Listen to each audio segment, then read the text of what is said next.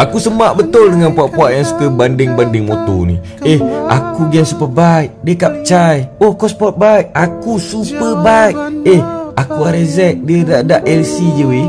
Dia 2 dapur, aku 4 dapur. Kau 44 dapur sekalipun. Kau siapa nak label motor? Kau siapa nak label motor dia, Man? Alhamdulillah rezeki kau pakai motor elok sikit. Dan juga dah tertulis untuk rezeki dia juga, untuk dia dapat motor macam tu. Kita tak tahu titik peluh dia nak dapatkan motor yang dia pakai tu macam mana. Siapa tahu dia tanggung mak ayah dia, adik-beradik dia, atuk nenek dia. Bang, akak, motor apa pun kita pakai, respect tu paling penting, Man. Sebab apa?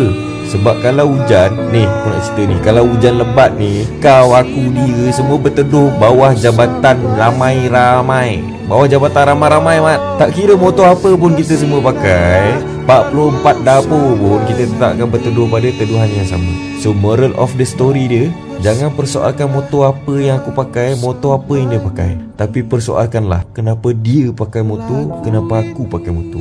Sebab apa, Mat? Sebab minat, Mat. Sebab kita semua ni pecinta 2 roda.